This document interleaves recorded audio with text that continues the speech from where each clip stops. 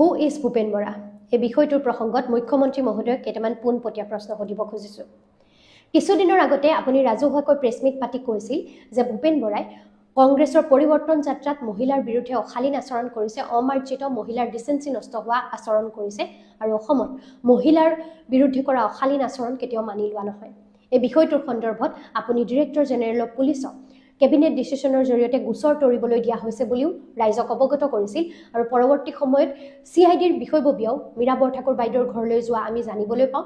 এই বিষয়টোৰ সন্দৰ্ভত আঙুৰলতা ডেকা ডাঙৰীয়ানীয়েও ৰাজ্যিক মহিলা আয়োগৰ অধ্যক্ষা হিচাপে নিজাববীয়া গোচৰ ৰুজু কৰিছিল।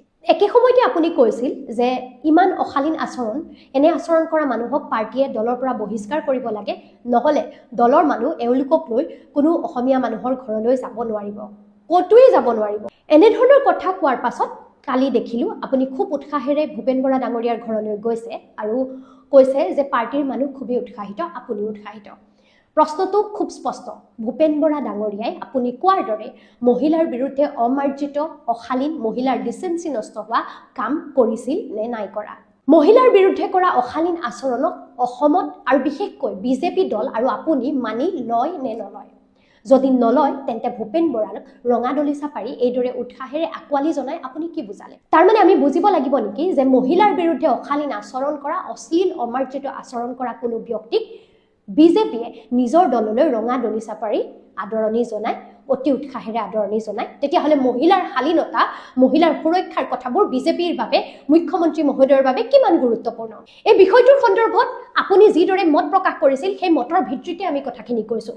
যদি অশালীন আচৰণ কৰিছে বুলি এখন ৰাজ্যৰ মুখ্যমন্ত্ৰীয়ে স্পষ্টকৈ ৰাজহুৱাকৈ কোনোবা ব্যক্তিৰ বিৰুদ্ধে অভিযোগ উঠাই DGPক সেই গোচৰ তৰিবলৈ দিয়ে, কেবিনেটৰ ডিচিশ্যনৰ জৰিয়তে সেই গোচৰ তৰা হয় আৰু তাৰ পাছত এইদৰে এখন নাটক আমি দেখিবলৈ পাওঁ, তাৰমানে আমি কি বুজিম যে মুখ্যমন্ত্ৰী মহোদয়, কেবিনেট ডিচিশ্যন, DGP, CIDৰ দৰে সংস্থাৰ কোনো গুৰুত্ব নাই, এনে মানুহৰ মুখৰ কথাৰ কোনো ভেলু নাই, কেবিনেটৰ ডিচিশ্যনৰ কোনো ভেলু নাই, আৰু এনে মানুহ যাক আপুনি অপৰাধী বুলি কয়, যি মহিলাৰ শালীনতা নষ্ট হোৱা বুলি কয়, তাৰ পৰৱৰ্তী পৰ্যায়ত তেওঁলোকক ৰঙা দলিচা পাৰি আদৰণি জনোৱাটো আমি কি বুজাম যে মহিলাৰ শালীনতাৰ কোনো গুৰুত্ব বিজেপিৰ ওচৰত নাই নেকি? ডিৰেক্টৰ জেনেৰেল অফ পুলিচৰ দৰে এটা বিষয় বা CIDৰ দৰে সংস্থাসমূহ ৰাজনীতিৰ অংক, ৰাজনীতিৰ স্বাৰ্থ সিদ্ধি কৰিবলৈ বাৰে বাৰে ব্যৱহাৰ কৰা হৈ আছে নেকি?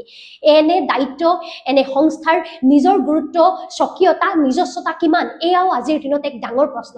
আৰু এই ক্ষেত্ৰত ডিৰেক্টৰ জেনেৰেল অফ পুলিচ বা CIDয়ে নিজাববীয়াকৈ কি সিদ্ধান্ত ল'ব, তেওঁলোকৰ স্থিতি কি হ'ব, নে তেওঁলোকেও নেতাৰ হিচাপ নিকাচৰ অংকত আঙুলিৰ ঠাৰত নাচিব? স্বকীয়তা, নিজৰ মৰ্যাদা ৰক্ষা কৰিব পাৰিব নে নাই, এই প্ৰশ্নটো আজিৰ দিনত অতি গুৰুত্বপূৰ্ণ হৈ পৰিছে। আঙুৰলতা ডেকা ডাঙৰীয়ানীয়ে নিজাববীয়াকৈ মহিলা আয়োগৰ অধ্যক্ষা হিচাপে গোচৰ তৰিলে। তেখেতৰ দায়িত্ব বা পদমৰ্যাদাৰ কি গুৰুত্ব থাকিল সেই কথাটো আমাৰ তেখেতলৈ প্ৰশ্ন। তেখেতে অনাগত দিনত কি ডিচিশ্যন ল'ব, তেখেতে অনাগত দিনত তেখেতৰ স্থিতি কি হ'ব, এই সম্পৰ্কত মহিলা আয়োগৰ অধ্যক্ষা হিচাপে মহিলাৰ সুৰক্ষা, মহিলাৰ প্ৰতি থকা সন্মানৰ প্ৰতি লক্ষ্য ৰাখি তেখেতে ভূপেন বৰাৰ বিৰুদ্ধে কি স্থিতি গ্ৰহণ কৰিব, এয়া আমি জানিবলৈ বিচাৰিম। কিন্তু একে সময়তে মুখ্যমন্ত্ৰী মহোদয়ক এই কথাটো আমি স্পষ্টকৈ সুধিব বিচাৰিছোঁ যে যদি ভূপেন বৰাৰ বিৰুদ্ধে অনা অভিযোগ, আপোনাৰ মুখেৰে কোৱা কথাবোৰ মিছা আছিল, কেৱল তেখেতক দৰদাম কৰিবৰ বাবে, তেখেতক বাধ্য কৰিবৰ বাবে, তেখেতৰ লগত এখন মিলিজুলি নাটক কৰিবৰ বাবে এই কথাবোৰ কোৱা হৈছিল, তাৰমানে মহিলাৰ শালীনতা, মহিলাৰ সুৰক্ষাৰ প্ৰসংগবোৰ আপোনালোকৰ বাবে এখন নাটক বা ভাওনা নেকি? ৰাজনীতিৰ বজাৰত বেচা কিনা কৰিবলৈ, মানুহৰ দৰদাম বৃদ্ধি কৰিবলৈ বা কমাবলৈ মহিলাৰ প্ৰসংগবোৰ আপোনালোকে পণ্য হিচাপে ব্যৱহাৰ কৰে নেকি? মহিলাৰ সুৰক্ষাৰ কথাবোৰ আপোনালোকে মুখত আওৰোৱা ভাষণ নেকি? বচন ভাওনাৰ? যদি মহিলাৰ সুৰক্ষাৰ কথা কয় তেনেহ'লে সুৰক্ষা দিবলৈ চেষ্টা কৰক, আৰু যদি নহয় এই কথাবোৰ মিছা, কেৱল আপোনালোকৰ নাটক, তেতিয়াহ'লে ৰাজনীতিৰ বজাৰত মানুহৰ দাম বৃদ্ধি কৰিবৰ বাবে, বেচা কিনা কৰিবৰ বাবে মহিলাৰ প্ৰসংগ বাৰে বাৰে নেটানিব। একে সময়তে অন্য এটা প্ৰসংগ আনো। কিছুদিনৰ আগতে লখিমপুৰ মেডিকেল কলেজত এগৰাকী মহিলাই, যাক বিজেপিৰ বুলি বহুজনে কৈছিল, তেওঁ অভিযোগ কৰিছিল যে ভূপেন বৰাই তেওঁৰ গাত স্পৰ্শ কৰিছে। ভূপেন বৰা তেওঁৰ হাজবেণ্ড নহয়, পিতৃ মাতৃ নহয়, ককায়েক ভায়েক নহয়, তেনেহ'লে কিয় স্পৰ্শ কৰিব? এই সম্পৰ্কটো বিজেপি আটাইতকৈ বেছি সৰব হোৱা দেখিবলৈ পাইছিলোঁ। সেই মহিলাগৰাকীৰ সুৰক্ষাৰ প্ৰসংগত এতিয়া বিজেপিয়ে কি স্থিতি ল'ব? চৰকাৰ হিচাপে চৰকাৰে কি স্থিতি ল'ব? যিগৰাকী মহিলাই অভিযোগ আনিছিলে, তেওঁৰ সুৰক্ষা, তেওঁৰ যি সন্মান হানি হ'ল, সেই সন্মান হানি হোৱাৰ ক্ষেত্ৰত কি স্থিতি থাকিব?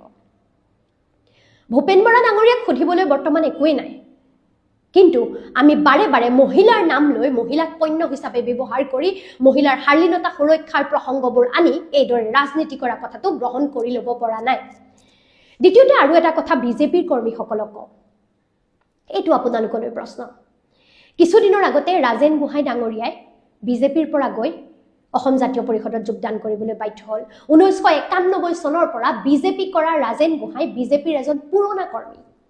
বিজেপিৰ প্ৰতি তেখেতৰ দীৰ্ঘদিনীয়া ত্যাগ আৰু কষ্ট আছিল, আৰু তেনে বহু বিজেপিৰ কৰ্মীৰ বৰ্তমান নাজল নাচল অৱস্থা, পানীত হাঁহ নচৰা অৱস্থা। ৰাজেন গোহাঁই যেতিয়া বিজেপি ত্যাগ কৰি গৈছিল, ৰাজেন গোহাঁইৰ ঘৰলৈ এইদৰে মুখ্যমন্ত্ৰী, কোনো মন্ত্ৰী, কোনো বিষয়া ঢাপলি মেলা নাছিল। একে সময়তে আমি দেখিছিলোঁ কিন্তু ভূপেন বৰাৰ ঘৰলৈ কংগ্ৰেছৰ মানুহ ঢাপলি মেলি গৈছিল। একে সময়তে আমি দেখিলোঁ যে মুখ্যমন্ত্ৰী মহোদয় ভূপেন বৰাক পুৰণা সংগী বুলি স্মৃতি ৰোমন্থন কৰিবলৈ ঢপলিয়াই গ'ল। ৰাজেন গোহাঁইৰ ঘৰলৈ কিন্তু নগ'ল, অথচ ৰাজেন গোহাঁই 91 চনৰ পৰা বিজেপিৰ লগত জড়িত আছিল। বৰ্তমান বিজেপি দলটোত যিসকল মানুহ আছে সেইসকল মানুহ বিজেপিৰ নহয়, কংগ্ৰেছৰ মানুহ।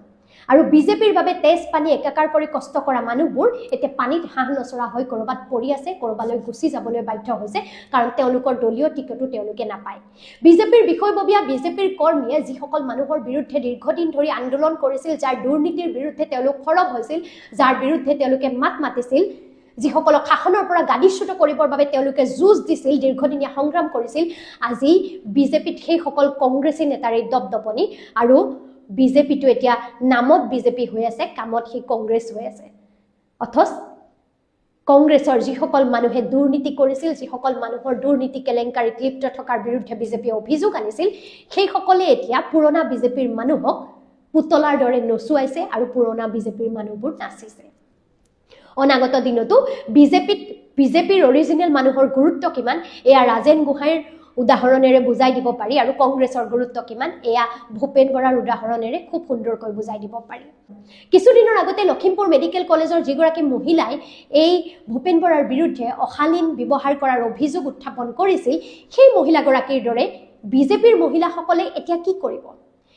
মহিলাৰ বিৰুদ্ধে অশালীন ব্যৱহাৰ কৰা, অমাৰ্জিত আচৰণ কৰা এজন মানুহক ৰঙা দলিচা পাৰি আপোনালোকৰ ঘৰলৈ যেতিয়া লৈ যোৱা হ'ব, তেতিয়া আপোনালোকে কি স্থিতি ল'ব? মই বিজেপি দলটোকো এটা প্ৰশ্ন সুধিব বিচাৰোঁ।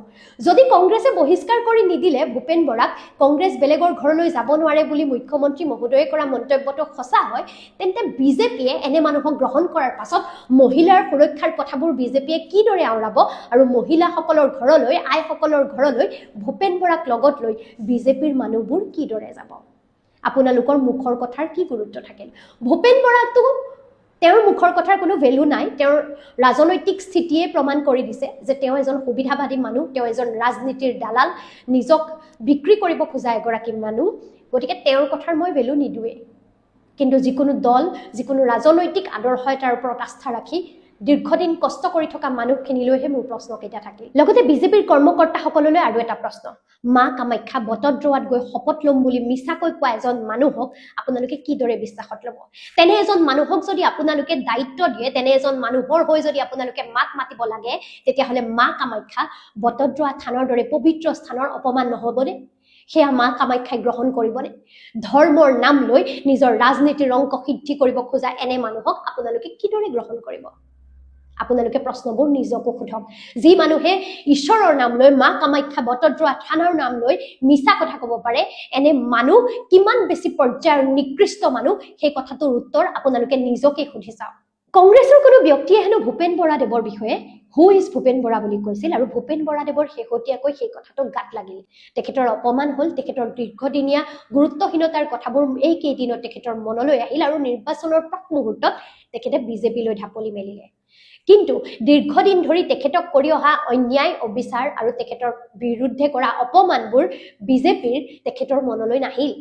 তেখেতক বাৰে বাৰে মহিলাৰ বিৰুদ্ধে শ্লীলতা হানি কৰাৰ যে অভিযোগ দিয়া হৈছিল, গোচৰ ৰুজু কৰা হৈছিল, এই কথাবোৰ তেখেতৰ মনলৈ নাহিল।